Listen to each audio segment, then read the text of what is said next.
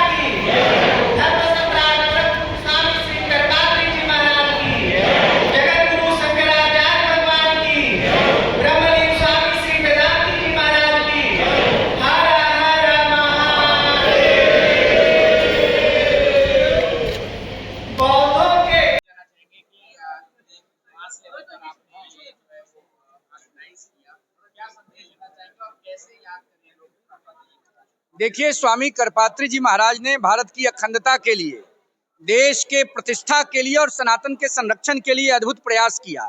पूर्व की सरकारों ने, कांग्रेस पार्टी की सरकार ने, इंदिरा गांधी की हिटलरशाही ने करपात्री जी महाराज को टारगेट करके इस देश में सनातन धर्म को दबाने का षड्यंत्र किया। लेकिन देश बदलाव की ओर बढ़ चुका है। देश यशस्वी प्रधानमंत्री माननीय नरेंद्र भाई मोदी जी के नेतृत्व में विश्व गुरु बनने के लिए और सोने के शेर के रूप में प्रतिष्ठित होने के लिए आगे बढ़ चुका है।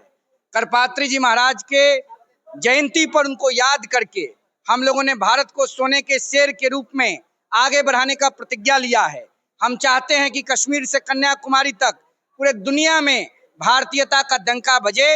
और कांग्रेस पार्टी ने जिस प्रकार से 50 सालों से अधिक अपने शासनकाल में देश को बर्बाद करने का, धार्मिक तुष्टीकरण की राजनीति के चूल्हे पर चढ़ाकर देश की सम्मानित जनता को दिग्भ्रमित करने का षड्यंत्र चाहे, उसका पर्दाफाश हो और देश के प्रत्येक गांव में जाकर देश के नौजवानों को भारतीय संस्कृति और सभ्यता के संवर्धन हेतु आगे आने की हम अपील करेंगे।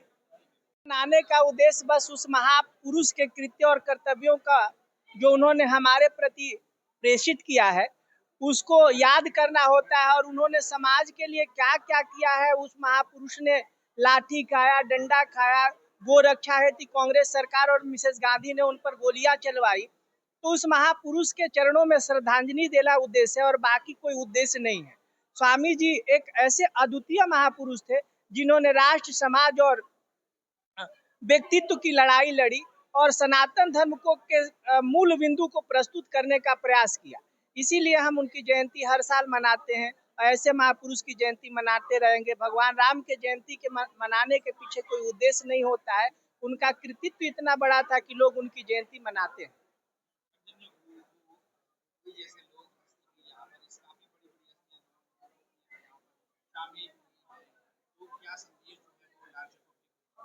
रंजन गोगोई जी के नेतृत्व में भारत को एक नया विधान मिला। माननीय प्रधानमंत्री जी जो राम मंदिर का निर्माण हुआ वो माननीय रंजन गोगोई जी के निर्णय के उपरांत हुआ। तो वो सत्य सनातनी है, सनातन धर्म के सच्चे अनुयायी हैं। उस समय स्वामी करपात्री जी महाराज के चरणारविंद में अपनी वाक्य पुष्पांजलि, चाहे पुष्पांजलि दे रहे हैं तो हम लोग उनका स्वागत करते हैं। ऐसे महामनीषी को तो हम लोग भी चरण वंदन करते हैं।